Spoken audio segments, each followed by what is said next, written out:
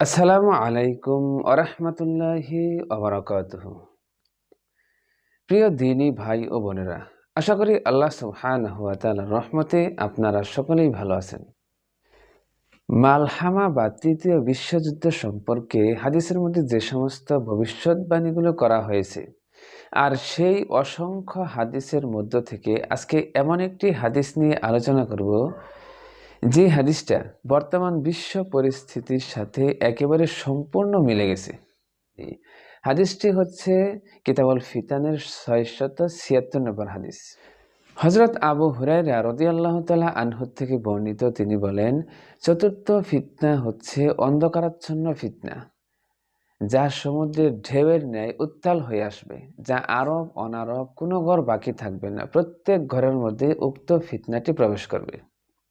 এখন এই হাদিসের এই অংশটুকু যদি আমরা ব্যাখ্যা করি, তাহলে আমরা এখানে পাই যে ফিতনাটি হবে অত্যন্ত ভয়াবহ এবং অত্যন্ত বিপর্যস্তপূর্ণ, যেটা আরব অনারব প্রত্যেকটি ঘরেই প্রবেশ করবে। এখানে আরব বলতে আরব কান্ট্রিগুলোকে বোঝানো হয়েছে, আর অনারব বলতে ইরান, তুরস্ক এবং আশপাশের কিছু অঞ্চলকে বোঝানো হয়েছে। তো বর্তমান যে যুদ্ধ মধ্যপ্রাচ্যে চলতেছে, সেই যুদ্ধ অনুযায়ী আমরা দেখতে পাচ্ছি যে আরব কান্ট্রিগুলো প্রত্যেকে কিন্তু এই যুদ্ধে জড়িয়ে পড়ছে, আর অনারব দেশগুলোর মধ্যে ইরান এই যুদ্ধের মধ্যে জড়িয়েছে। তাহলে হাদিসের এই অংশটুকু একেবারে সুস্পষ্ট রূপে বাস্তবের সাথে বর্তমানে মিলে গেছে, যে আরব অনারব প্রত্যেকটি ঘরেই প্রবেশ করবে। সামনের দিনগুলোতে এই যুদ্ধটা আরও হয়তো ভয়াবহ আকার ধারণ করবে। আর হাদিসের পরবর্তী অংশে বলা হয়েছে, যার দ্বারা তারা লাঞ্ছিত এবং অপদস্থ হবে। আর এটা আমরা সকলেই জানি যে যুদ্ধের মাধ্যমে মানুষ অপদস্থ এবং লাঞ্ছিত হয়। এরপর হাদিসের পরবর্তী অংশে বলা হয়েছে, উক্ত ফিতনাটি সামদেশে চক্কর দিতে থাকলেও রাত্রি যাপন করবে ইরাকে। আর হাদিসের এই অংশটুকু যদি আমরা ব্যাখ্যা করি, তাহলে আমরা এখানে দেখতে পাই যে শাম দেশে এই যুদ্ধটা শুরু হয়েছে 2011 সালে, শাম দেশের মূল ভূখণ্ড সিরিয়াতে। আর এই যুদ্ধটা 12 বছর পর্যন্ত শাম দেশের বিভিন্ন অঞ্চলে, মানে সিরিয়ার বিভিন্ন অঞ্চলে এই যুদ্ধটা হয়েছে। আর হাদিসটিতে বলা হয়েছে রাত্রি যাপন করবে ইরাকে। আর আমরা জানি যে এই ফিতনাটি সাম্রাজ্যবাদী পশ্চিমাদের পক্ষ থেকে এসেছে। আর সাম্রাজ্যবাদীরা যখন ইরাক দখল করেছিল, তখন কিন্তু ইরাকের বিভিন্ন অঞ্চলে তারা সামরিক ঘাঁটি স্থাপন করেছে। আর 2 দশকের অধিক সময় ধরে তারা ইরাকে অবস্থান করেছে। হাদিসটিতে কিন্তু এটাই বলা হয়েছে যে শাম দেশে চক্কর দিতে থাকলেও রাত্রি যাপন করবে ইরাকে। তার মানে এই দুটি দেশকেই তারা তাদের ফিতনার মাধ্যমে ধ্বংস করে দিবে, যেটা আমরা কিছুদিন আগেই দেখেছি। আর হাদিসের এই অংশটুকু একেবারে পরিপূর্ণরূপে বাস্তবায়ন হয়ে গেছে। এরপর হাদিসের পরবর্তী অংশে আরো বিস্ময়কর কিছু তথ্য বলা হয়েছে। পরবর্তী অংশে বলা হয়েছে, সেই ফিতনাটি তার হাত পা দ্বারা আরব ভূখণ্ডে বিচরণ করতে থাকবে। এটা অত্যন্ত বিস্ময়কর যে আরব ভূখণ্ডের যে কান্ট্রিগুলো রয়েছে, সেই কান্ট্রিগুলোতে সেই সাম্রাজ্যবাদী দেশটির প্রত্যেকটি আরব কান্ট্রিতেই তার সামরিক ঘাঁটি রয়েছে এবং তার উপস্থিতি সেখানে রয়েছে। এবং সেই আরব কান্ট্রিগুলোর যে শাসকবর্গ আছে, তারা সেই সাম্রাজ্যবাদীদের সাথে বন্ধুত্ব স্থাপন করেছে। আর হাদিসটিতে এটাই বলা হয়েছে যে আরব ভূখণ্ডে তার হাত পা দ্বারা সেই ফিতনাটি বিচরণ করতে থাকবে। এটা অত্যন্ত বিস্ময়ের সাথে বর্তমানে একেবারে হুবহু মিলে গেছে। এরপর বলা হয়েছে, উক্ত ফিতনাটি এই উম্মতের সাথে চামড়া মিশ্রিত হওয়ার ন্যায় মিশ্রিত হয়ে যাবে। তার মানে এই মুসিবতটা এতটাই ভয়াবহ হবে, এখান থেকে বেঁচে থাকা খুব কঠিন হবে। খুব অল্প সংখ্যক লোক এই ফিতনা থেকে বেঁচে থাকতে পারবে। যদি আমরা বাংলাদেশ থেকে এই ফিতনাটির সম্পর্কে কতটুকু গুরুতরতা বুঝতে পারতেছি না, এই ফিতনাটির ভয়াবহতা গাজাবাসী, সিরিয়াবাসী, লেবাননবাসী, ইয়েমেনবাসী এবং সর্বশেষ এখন ইরানবাসী কিন্তু ঠিকই তারা বুঝতে পারতেছে যে হাদিসে রাসূল বলেছিলেন যে উক্ত ফিতনাটি উম্মতের সাথে চামড়া মিশ্রিত হওয়ার ন্যায় মিশ্রিত হয়ে যাবে, যেটা তারা ভালো করেই বুঝতে পেরেছে। এরপর হাদিসের পরবর্তী অংশে বলা হয়েছে, তখন বালা মুসিবত এত ব্যাপক এবং মারাত্মক আকার ধারণ করবে যে তখন মানুষেরা ভালো এবং মন্দ নির্ণয় করতে পারবে না। আর বর্তমানে কিন্তু এমনটাই হচ্ছে। এক শ্রেণীর লোক দেখবেন যে ইরানের পক্ষ নিয়ে, ইরানের পক্ষে কথা বলছে, আরেক শ্রেণীর লোক দখলদার এবং সাম্রাজ্যবাদীদের পক্ষ নিয়ে কথা বলছে। তার মানে এক শ্রেণী সাম্রাজ্যবাদীদেরকে ভালো বলতেছে, এক শ্রেণী ইরানের পক্ষ নিয়ে তাদেরকে ভালো বলতেছে। এখন কিন্তু মানুষ দেখেন ২ ভাগে বিভক্ত হয়েছে।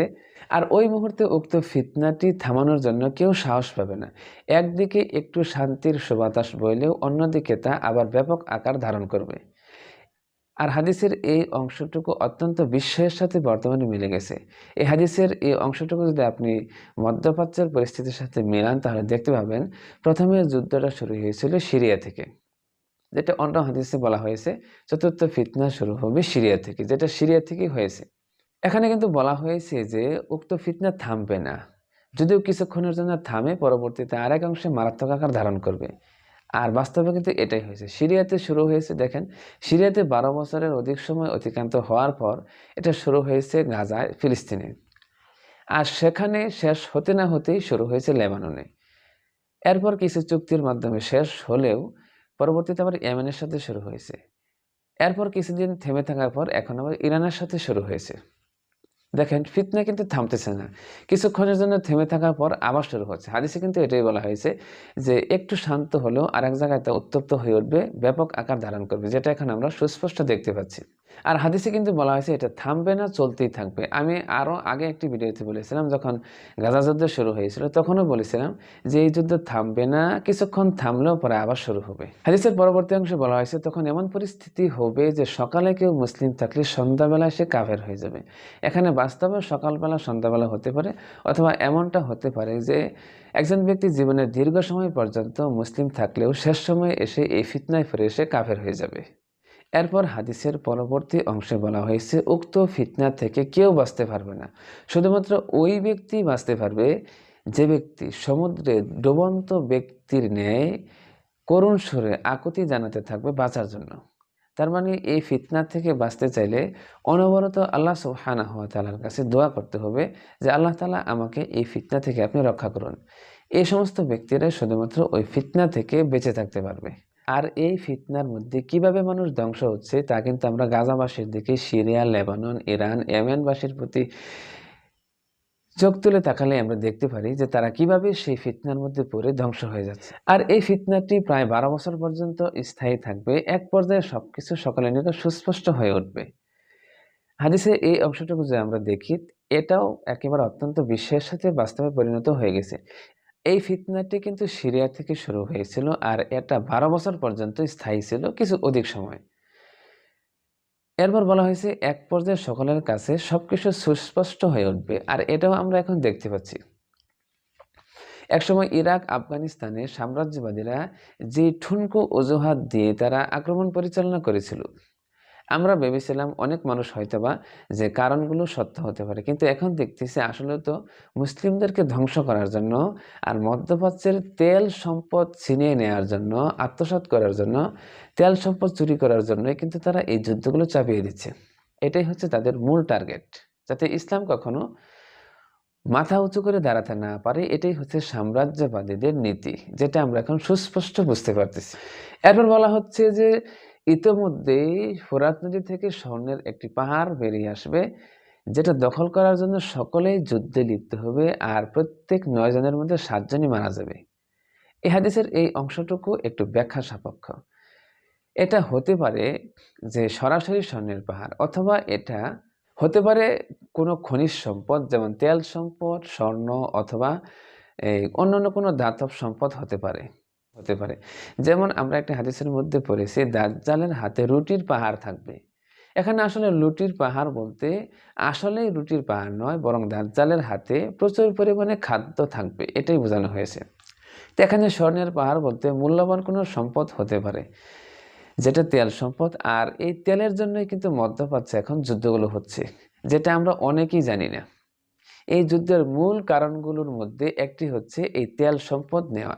এই তেল সম্পদ নেওয়ার জন্যই এই যুদ্ধগুলো চাপিয়ে দেওয়া হচ্ছে, যেটা আমরা অনেকেই জানি না। আর রাসূল বলেছেন যে এই যুদ্ধের মধ্যে প্রত্যেক ৯ জনের মধ্যে ৭ জন মারা যাবে। এই যুদ্ধগুলো যখন সামনে আরো এগিয়ে যাবে তখন পরিস্থিতি কিন্তু এমনটাই হবে। তো প্রিয় দিনী ভাই ও বোনেরা, শেষ জামানার এই বিস্ময়কর তথ্যগুলো সম্পর্কে আমরা অনেকেই মনে করি যে বিষয়গুলো অনেক দূরে, কিন্তু আমাদের চোখের সামনেই বাস্তবে রূপ নিচ্ছে এবং বর্তমান পরিস্থিতির সাথে মিলে যাচ্ছে, আমরা কিন্তু এ সম্পর্কে অনেকেই অনবহিত, মানে এ সম্পর্কে অনেকেই অবগত নই। তো প্রিয় দিনী ভাই ও বোনেরা, একে একে আমি মধ্যপ্রাচ্যের অথবা শেষ জামানার সম্পর্কে যে সমস্ত তথ্যগুলো হাদিসের মধ্যে বলা হয়েছে, আমি একে একে সবগুলো ইনশাআল্লাহ বিস্তারিত আলোচনা করব। তো আজকের মতো এখানেই শেষ করছি। বাকি আলোচনা পরবর্তী কোনো ভিডিওতে আলোচনা করব। সেই পর্যন্ত সকলেই আল্লাহ সুবহানাহু ওয়া তাআলার রহমতে ভালো থাকবেন, সুস্থ থাকবেন। আসসালামু আলাইকুম ওয়া রাহমাতুল্লাহি ওয়া বারাকাতুহু।